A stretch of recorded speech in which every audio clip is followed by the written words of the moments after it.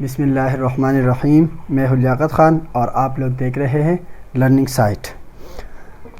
तो आज की वीडियो में जो कि लेक्चर नंबर 4 है, इसमें हम कूलम्स लॉ का जो कांस्टेंट है इसके बारे में बात करेंगे और इसका वेक्टर फॉर्म जो है ना डिराइव करेंगे कि इन वेक्टर फॉर्म हम कूलम्स लॉ को कैसे लिख सकते हैं।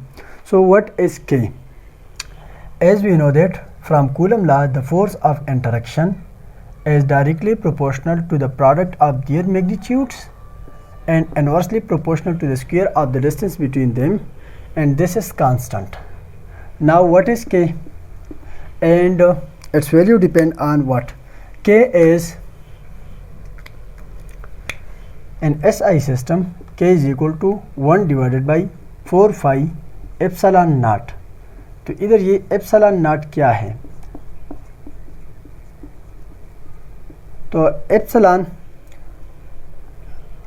एप्सिलॉन है permittivity of free space. Epsilon naught as permittivity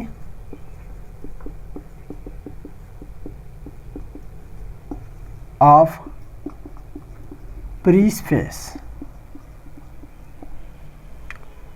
तो इसका मतलब क्या है? And its value is equal to 8.85 ज़रबी 10 की ताकत -12 newton metre square per coulomb square. ये परमिटिविटी क्या है? परमिटिविटी हमारे पास ये मीडियम की या मीडिया की या फ्री स्पेस की वही प्रॉपर्टी है जो कि अफेक्ट करता है the force of interaction between two charge bodies. अगर हमारे पास दो चार्ज बॉडी है तो इसके बीच में जो है ना कोई मीडियम होगा, तो the property of the medium which interpret या विच जो हमारे पास effect the force of interaction between these two charges. तो मैं इसको डिफाइन करने जा रहा हूँ।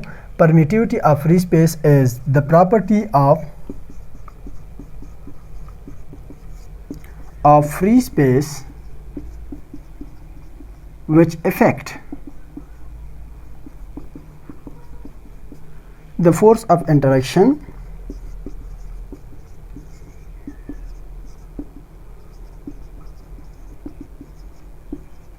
between charged body। जब हमारे पास दो चार्ज बॉडीज़ हैं तो इसके बीच में जो फ्री स्पेस है, अगर या कोई और मीडियम है, तो ये एक प्रॉपर्टी है जो कि अफेक्ट करता है। या तो अगर फ्री स्पेस की जगह कोई और मीडिया होती है तो फोर्स जो है ना वो रिड्यूस हो जाता है। जैसा कि मैं अगर थोड़ा सा मिसाल देना चाहूँ, अगर हमारे पास दो मैग्नेट हैं तो एक दूसरे को अट्रैक्ट करते हैं। अगर इसके बीच में मैंने कोई स्लैब रखा यानी कोई कागज़ रखा तो ये फोर्स ऑफ इंटरेक्शन जो है ना ये कम हो जाएगा। अगर इसी तरह मैंने लकड़ी रखी या कोई और चीज़ रखा तो इससे फोर्स जो है ना और भी कम होता जाएगा।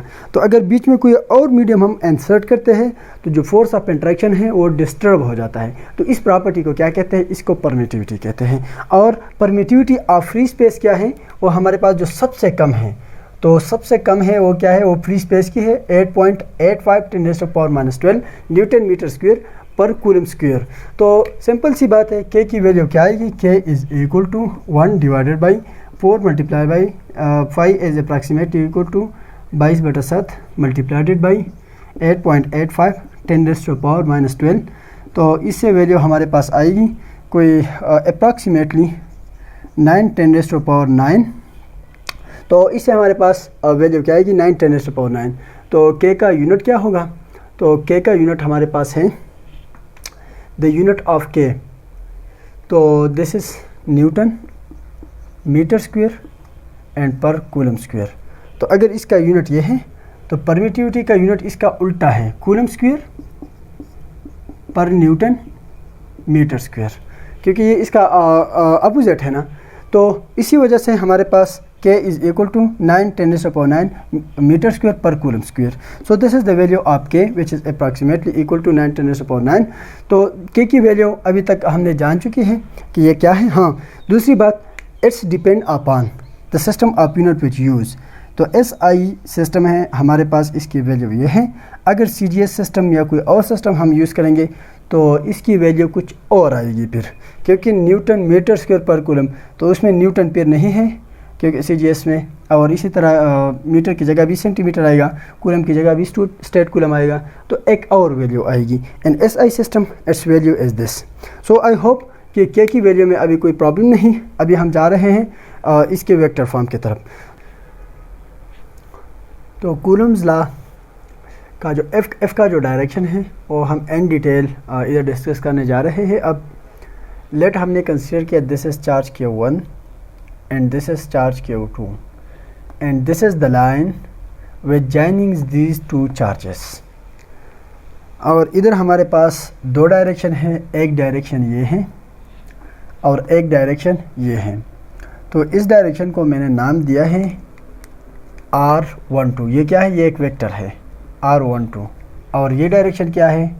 R21, क्योंकि R21 फ्राम 2 to 1 वह डायरेक्शन जो चार्ज 2 से चार्ज 1 की जानिब है। ये कौन सा डायरेक्शन है? ये फ्राम चार्ज 1 to चार्ज 2 के डायरेक्शन में है। अभी इस वेक्टर का जो कि R12 है, इसका हमारे पास यूनिट वेक्टर आएगा। तो वही यूनिट वेक्टर इसका क्या होगा? what will be the unit vector of R12? This is R12 divided by R magnitude।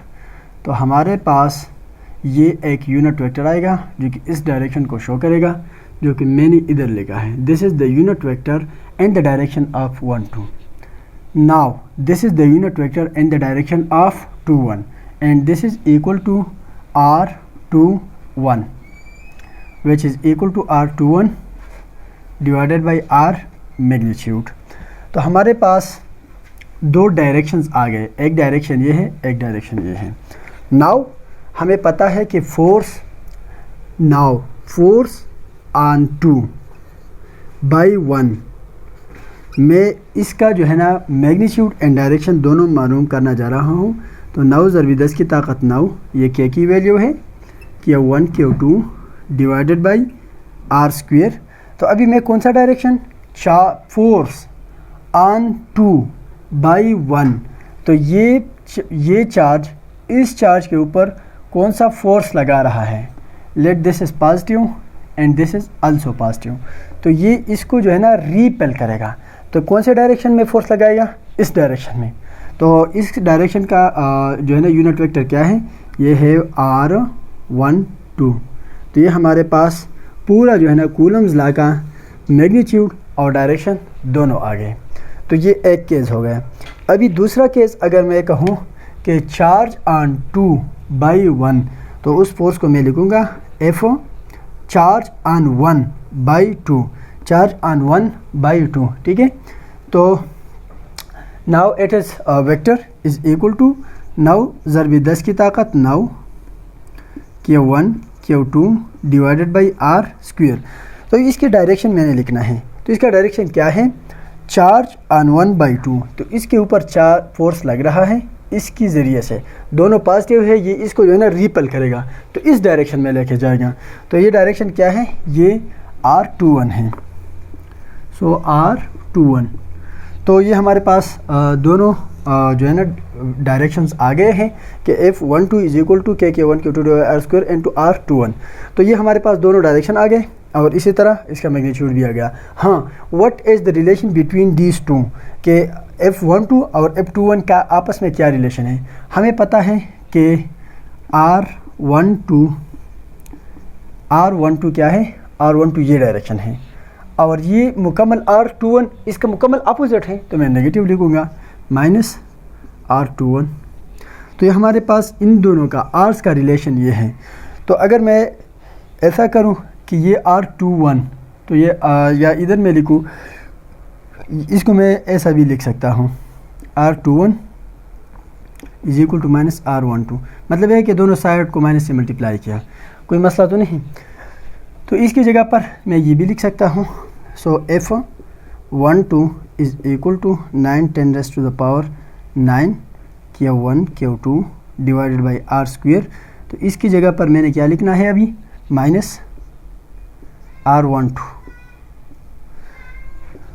तो माइनस इधर आ जाएगा, F12 is equal to minus 9 ज़रब 10 की ताकत 9 Q1 Q2 divide by R square into R12।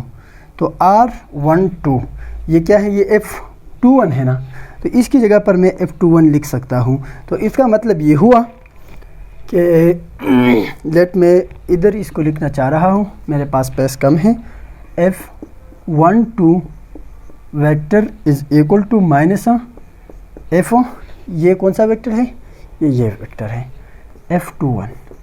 तो जो F12 का डायरेक्शन है ये F21 का मुकम्मल अपोजिट है। अभी देखते हैं प्रैक्टिकली क्या है।